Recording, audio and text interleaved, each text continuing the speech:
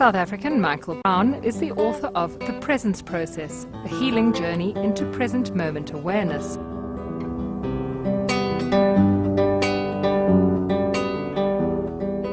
In the late 1980s, he was living what he called a blissfully unconscious life as a music journalist. If you call me, I will hear.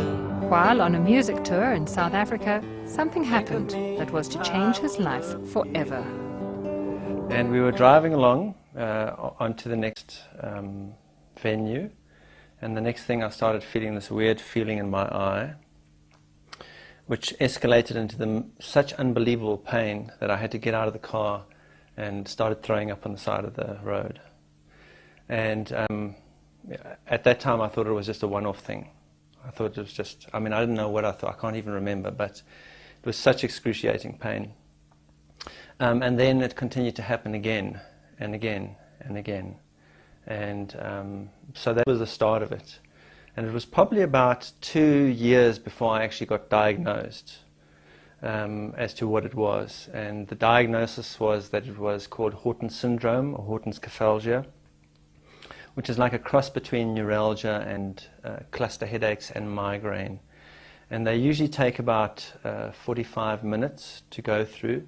And what happens is all the nerve endings starting in the neck up into the side of the face and to the top of the head get swollen and bruised. And there's nothing you can take for it, because from the time you know it's happening to the time it peaks is usually about 10 to 15 minutes, and there's nothing that can stop it.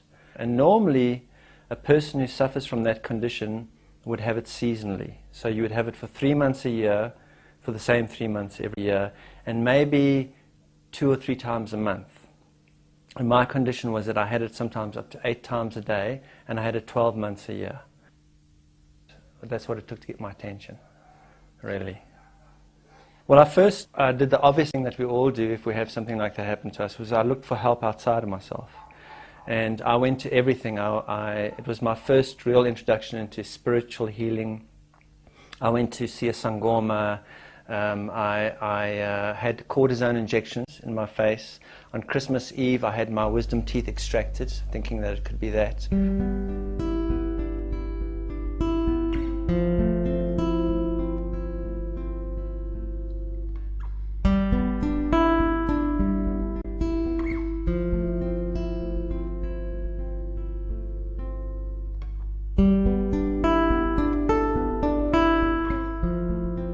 And I mentioned to my late father-in-law that I had once taken LSD, and I had found I was pain-free from taking LSD for about 3 or 4 days. And he said that was interesting. There was a drug called a Sansert at the time, which had a gotamine in it, a derivative of LSD, and that was used as a pain remedy for nerve pains. So I was put on that, and the pain went away. And that lasted for a year, and then they stopped manufacturing that drug.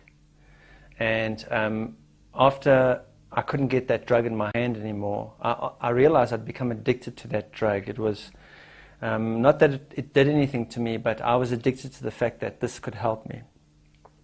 And I remember it was also just approaching Christmas in San Francisco when I couldn't get the drug in my hands. And it was the most terrible sinking feeling when I had my first attack again.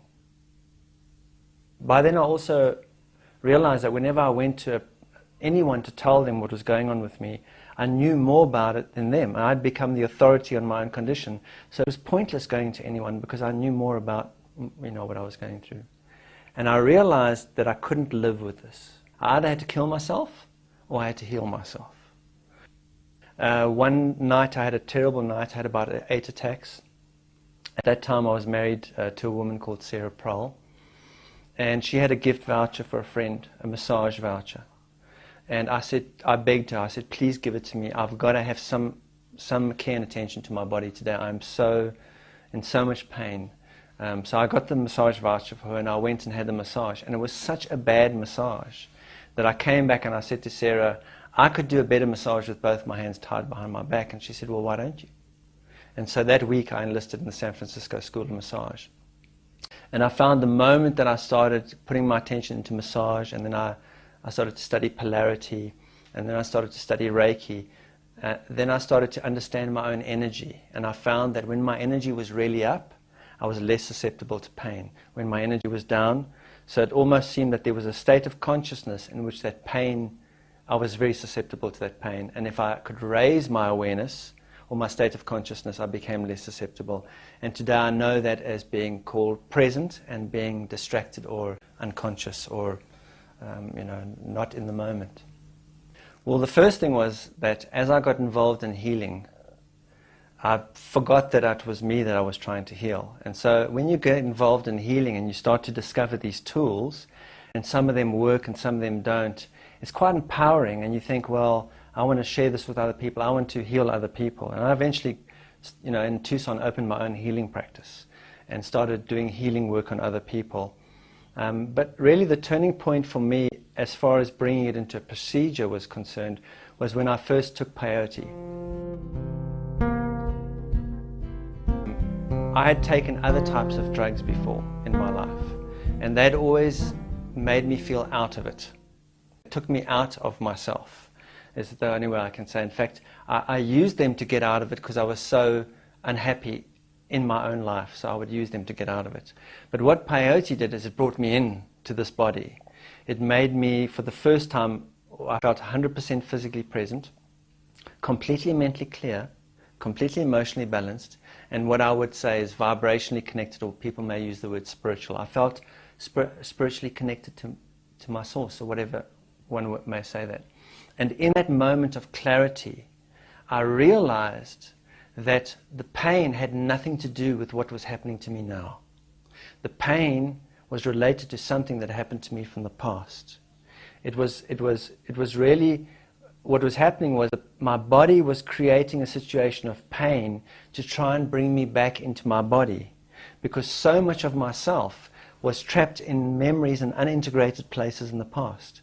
And in that moment, I saw that that was one of the most desperate conditions of humanity, is that most of us did not live in the moment. We really lived in the past. We determined what we were going to do now based on the past, or projecting our fears into the future. Most of our awareness wasn't here available. It was trapped in unintegrated memories. And I realized that the most powerful thing I could do was to bring as much of myself into this moment as possible. And that also, if I could do that in a way that I could leave a trail of how I accomplished it, that would be of use to other people who might want to do the same thing.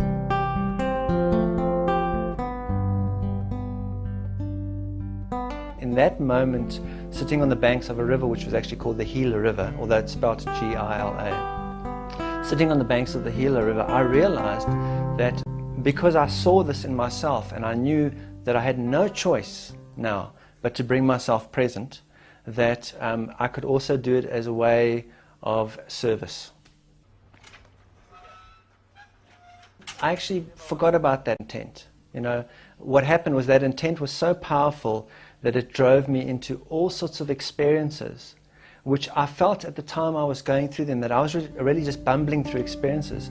But in hindsight, I see what I was doing was I was going to this person, that teacher, that ceremony, that shaman, and looking for what made me present. And so they would do things to me or show me things to do to myself, and I was specifically interested in what can I do to myself. That's why I like breathing. I can breathe. No one has to breathe for me. And I liked Reiki because I can put my hands on myself. I liked anything I can do to myself. So I would try out anything, and then I would have a barometer of present moment awareness, which was the peyote experience. Does it bring me towards that space, or does it not do that? And if it brought me towards that space, I kind of put it in my toolbox. And so I spent years collecting these tools, went to Mexico, went all over the place. And then I got to a point when I was on a beach in Mexico, I was sitting there, I was kind of not even